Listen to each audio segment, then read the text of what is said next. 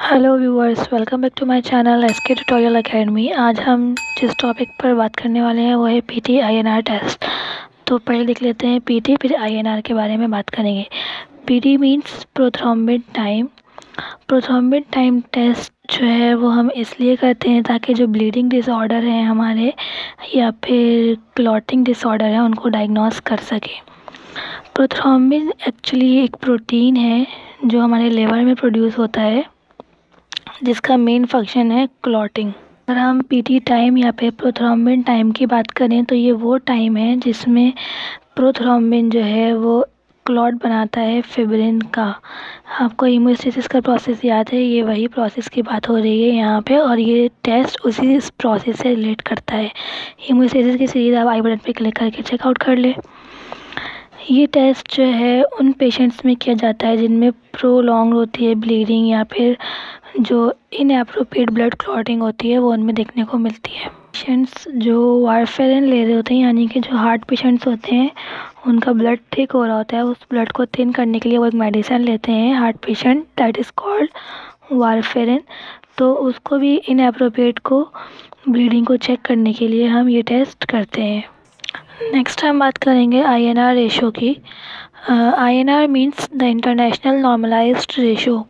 इसको हम कैलकुलेट कर सकते हैं जब हमारा पीटी का रिज़ल्ट आ जाता है। तो इस प्रोसेस को आईएनआर रेशो को हम यूज़ करते हैं ब्लड थिनिंग मेडिकेशन जब हम देते हैं वारफेरिन जैसे कि एंटीकोगुलेंट्स, तो विच प्रिवेंट्स ब्लड क्लॉट। तो उसके लिए हमें आईएनआर रेशो रिक्वायर्ड होता है। आईएनआर जो है वो हम कैलकुलेट कर सकते हैं इस फॉर्मूले के थ्रू, INR equals to PT test upon PT normal and into ISI. यहाँ पे इन सब के जो है फुल फॉर्म्स लिखे हुए हैं। INR means international normalised ratio, PT test is prothrombin time test, P normal is normal thrombin time test, and ISI means international sensitivity index. अगर हमारा आईएनआर हाई आ रहा है दैट मीन्स हमारा जो क्लॉटिंग टाइम है वो भी हाई है। अगर हमारा आईएनआर लो आ रहा है दैट मीन्स हमारा जो क्लॉटिंग टाइम है वो लो है। नेक्स्ट हम बात करेंगे पीटी टेस्ट का interlinked with coagulation pathway. Coagulation pathway आपको याद है, हीमोस्टेसिस में हमने स्टडी किया था।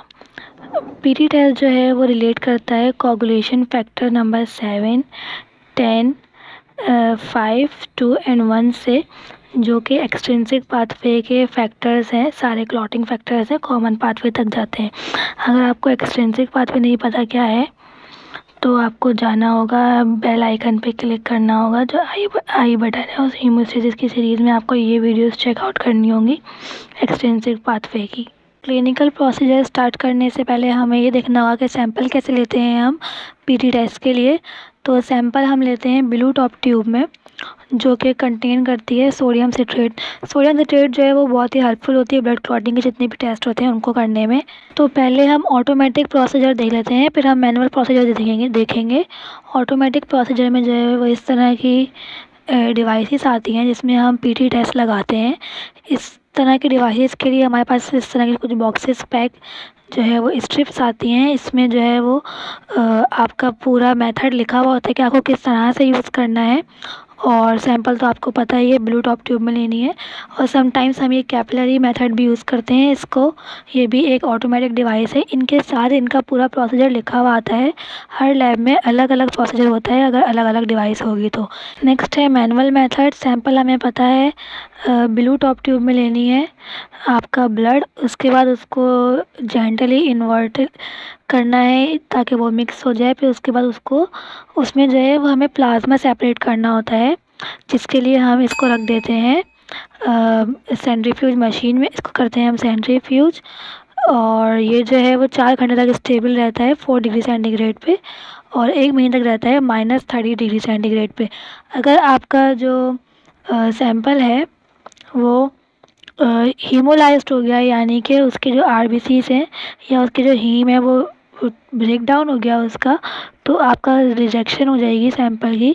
नेक्स्ट आपका सैंपल क्लॉटेड नहीं होना चाहिए, और इसका जो अमाउंट है, जो इस पर एक मार्क होता है वहाँ तक ट्यूब के पे मार्क होता है वहाँ तक फिल होना चाहिए आपका सैंपल, और उससे कम नहीं होना चाहिए। अगर हम मेथड की बात करें तो हम 15 मिनट्स जो है वो सेंट्रीफ्यूज कर चुके हैं यहाँ पे ब्लड को, इससे हमने प्लाज्मा सेपरेट कर लिया है। और हमने जो है वो 2 टेस्ट ट्यूब्स बनानी है, उसको हमने मार्क कर देना है ट्यूब 1 और ट्यूब नंबर 2 को। उसके अंदर हमें डालना है 0.1 ml प्लाज्मा जो हमने पेशेंट से सैंपल लिया है, और उसको लेबल कर देना है। और जो आपकी दूसरी ट्यूब है उसको हमें कंट्रोल लेबल कर देना है। कंट्रोल में हमें करना है प्लाज्मा डालना है 0.1 ml और उसको इंक्यूबेट कर देना है 37 डिग्री सेंटीग्रेड पर 1 मिनट के लिए, यानी कि उसको रख देना है रूम टेम्परेचर पे। उसके बाद उसमें हमें डालना है 0.2 ml थ्रोम्बोप्लास्टिन रिएजेंट ट्यूब के अंदर, जो पहले से प्री वार्म होना चाहिए, यानी कि पहले से गर्म होना चाहिए। और डालते ही हमें कर देनी है स्टॉप वॉच स्टार्ट। अब उन ट्यूब्स को हमें करना है अच्छे से शेक, और वाटर बाद में 5-6 सेकंड के लिए रख देना है। उसके बाद ट्यूब को हमें निकालना है और ऑब्ज़र्व करना है कि क्लॉट फॉर्मेशन जो है वो स्टार्ट हो गई है या नहीं। आप इसको ट्यूब को इस तरह से उठाएंगे और बल्ब पे या लाइट की तरफ लेके जाएंगे और फिर ऑब्ज़र्व करेंगे। अगर आपको क्लॉट वहाँ पे दिख रहा है तो वो ट्यूब का जो टेस्ट है वहीं कंप्लीट होता है, आपको स्टॉप वॉच को स्टॉप कर देना है। यही सेम मेथड आपको अप्लाई करना है जो आपने दूसरी ट्यूब बनाई थी नंबर 2 वाली, बिल्कुल सेम, ताकि जो मार्जिन ऑफ एरर है वो कम से कम हो और हमारी जो रीडिंग है टाइम की वो बिल्कुल ठीक से आ जाए, और यहीं पे आपको रीडिंग ले लेनी है। नेक्स्ट हम बात करेंगे क्लिनिकल सिग्निफिकेंस और इंटरप्रिटेशन की, कि किस तरह से जो है वो एक लैब में रिज़ल्ट दिया जाता है। यहाँ पे मैंने एक रिपोर्ट अटैच की हुई है, इसको मैं आपको जूम करके दिखाती हूँ। तो ये एक पीटी है टेस्ट, प्रोथ्रोम्बिन टाइम टेस्ट की रिपोर्ट है। इसमें अगर हम रिज़ल्ट चेक करें तो पेशेंट का result 15 second which is normal.